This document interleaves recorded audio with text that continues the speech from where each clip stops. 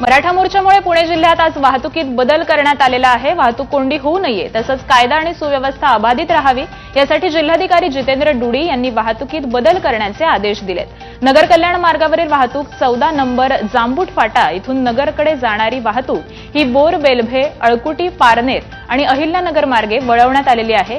नारायणगडाकडून जुन्नरकडे जाणारी वाहतूक ओझर फाटा कारखाना तसंच फाटा शिरोली बुद्रुक या मार्गे वळवण्यात आली आहे।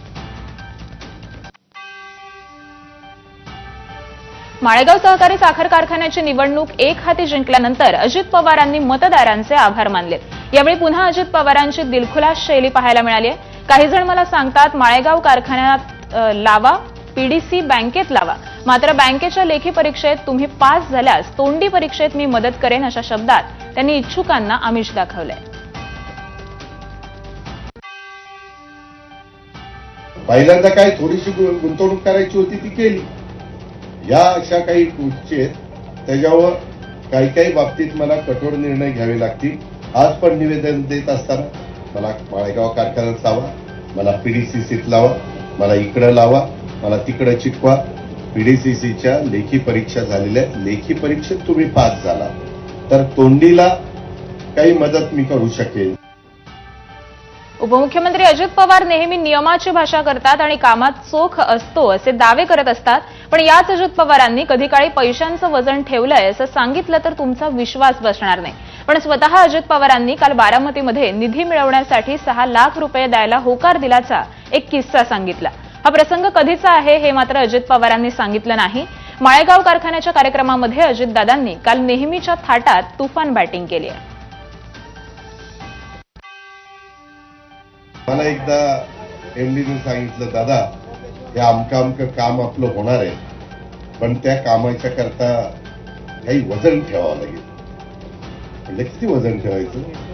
म्हणजे त्यांनी एवढे मागितले, लाख, बरोबर ना? एवढे। हा।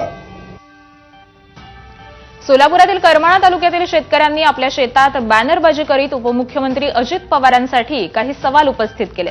दादा, कर्जमाफीसाठी योग्य वेळ कधी येणार? अजून किती शेतकऱ्यांच्या आत्महत्या लागतील? योग्य वेळ येण्यासाठी अशा आशयाचे बॅनर हे शेतकऱ्यांकडून शेतामध्ये लावण्यात आले। यावेळी शेतकऱ्यांनी कर्जमाफीसाठी सामूहिक आत्महत्या करण्याचा इशारा दिला असून यामध्ये उपमुख्यमंत्री अजित पवार यांच्यावर आणि शेतकऱ्यांच्या दुःखावर तीव्र टीका केली आहे। मध्य प्रदेशातील छिंदवाडामधून महाराष्ट्रात झिरो रॉयल्टी पासच्या आधारावर 10,000 ब्रास वाळू आणल्याप्रकरणी मुंबई उच्च न्यायालयाच्या नागपूर खंडपीठानं शासनाच्या विविध शासकीय विभाग आणि अधिकाऱ्यांना नोटीस बजावली आहे। नागपूर खंडपीठात सुरेंद्र नायक नावाच्या खासगी व्यक्तीकडून जनहित याचिका दाखल करण्यात आली। त्यामध्ये आरोप लावण्यात आला की मध्य प्रदेशातील छिंदवाडामधून 10,000 ब्रास वाळू महाराष्ट्रात आणण्याच्या नावाखाली महाराष्ट्र सरकारच्या महसूल विभागाला कुठलीही रॉयल्टी न देता बोगस झिरो रॉयल्टी पास याच्या आधारावर नियमबाह्य पद्धतीनं मोठ्या प्रमाणावर वाळू आणण्यात येते। त्यामुळे महाराष्ट्र सरकारचा कोट्यवधी रुपयांच्या महसुलाचं नुकसान झालंय। या याचिकेवर नागपूर खंडपीठानं एका आठवड्यामध्ये उत्तर देण्याचे निर्देश हे नोटिसीद्वारे बजावलेले आहेत।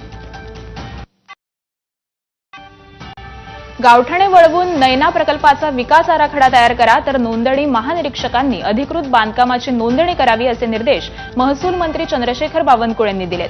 प्रकल्पाचं नियोजन चुकीचं असून मुख्यमंत्री देवेंद्र फडणवीस यांच्यासोबत पुढील आठवड्यामध्ये बैठक आयोजित करण्यात येणार असल्याचं देखील ते म्हणालेत। नैना प्रकल्पाच्या समस्यांवर तोडगा काढण्यासाठी मंत्री बावनकुळे यांच्या दालनात ही बैठक झाली। ताब्यात घेतलेल्या जमिनीवर कोणतेही विकास कामं होत नाहीत।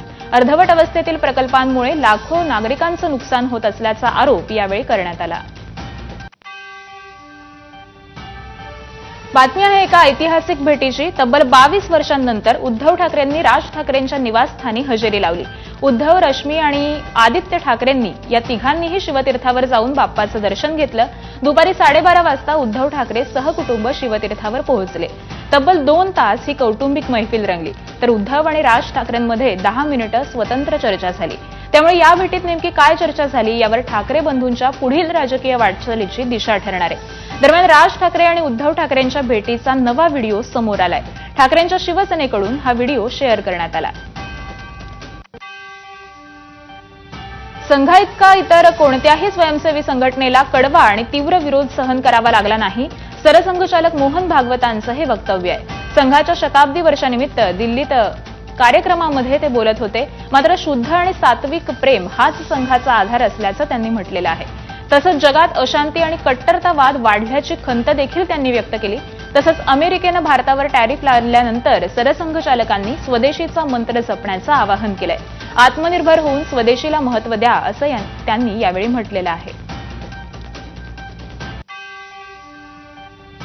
किस प्रकार उपेक्षा और विरोध के वातावरण में संघ स्वयंसेवकों ने अपने निष्ठा के बलबूते स्वयं को दांव पर लगाकर संघ को इन सब कालखंडों से पार किया। और ये सारा करते समय कई कटु अनुभव आए, विरोध हुआ। ये सारा होने के बाद भी संपूर्ण समाज के लिए उनके हृदय में शुद्ध सात्विक प्रेम ही रहा, आज भी है। और इसलिए स्वदेशी का पालन करना यानी क्या है, जो घर में बनता है वो बाहर से नहीं लाना।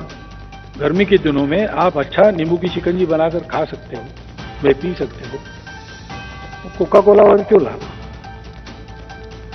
या स्प्राइट भी बाहर का पेय क्यों लाना, अपने घर का लाना।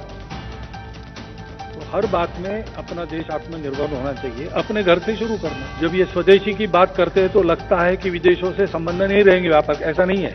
आत्मनिर्भर होना यानी बाकी लोगों को बंद करना नहीं है, आत्मनिर्भर होना है।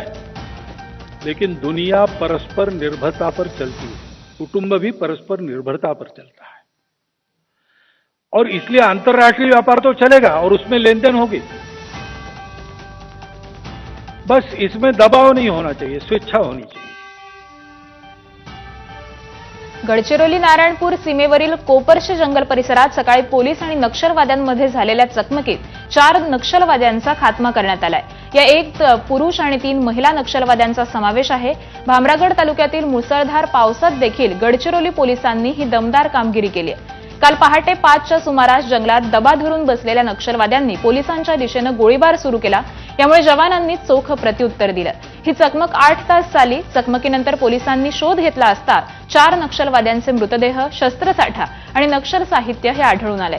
चकमक परिसर घनदाट जंगलानं वेढलेला असल्यामुळे अजूनही काही नक्षलवादी हे लपून बसल्याची शक्यता आहे.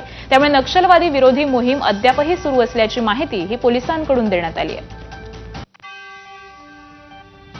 कोकण आणि घाटमाथ्यावर आज मुसळधार ते अतिमुसळधार पावसाची शक्यता आहे. वेधशाळेनं या भागासाठी दिलेल्या येलो अलर्टमध्ये वाढ करून तो ऑरेंज अलर्ट करण्यात आलाय.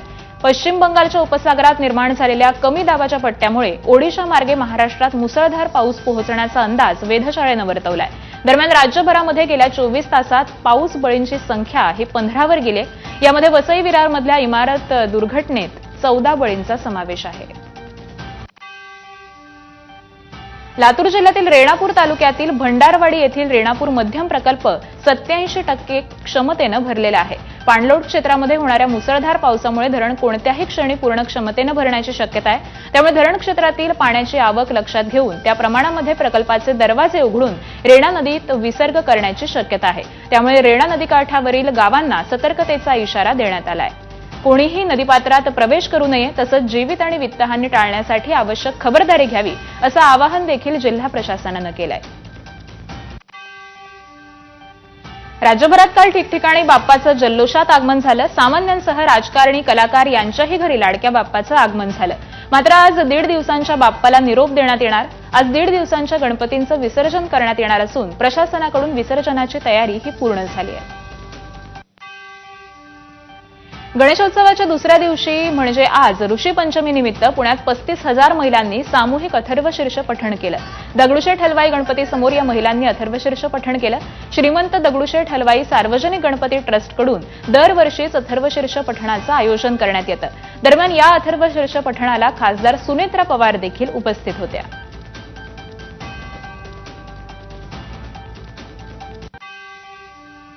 आजची ही अतिशय उत्साहपूर्ण सुंदर रम्य पहाट एवढ्या मोठ्या महिलांच्या समुदायिक अथर्वशीर्ष पठणाने झालेली आहे. अतिशय सुंदर वातावरणामध्ये आरती पण झालेली आहे. ते अवर्णनीय अनुभव आहे आणि मला याचा एक भाग होता आलं, यातच मी माझं भाग्य समजते. राज ठाकरेंच्या निवासस्थानी अभिनेता आमिर खाननं गणपतीचं दर्शन घेतलं. रात्री आमिर खाननं शिवतीर्थावर जाऊन बाप्पाचं दर्शन घेतलं. उपमुख्यमंत्री अजित पवारांचे सुपुत्र पार्थ पवारांनी लालबागच्या राजाचं दर्शन घेतलं. यावेळी अभिनेत्री जॅकलिन फर्नांडिस त्यांच्यासोबत होती. लालबागच्या राजाच्या आरतीसाठी दोघेही एकत्र हजर होते.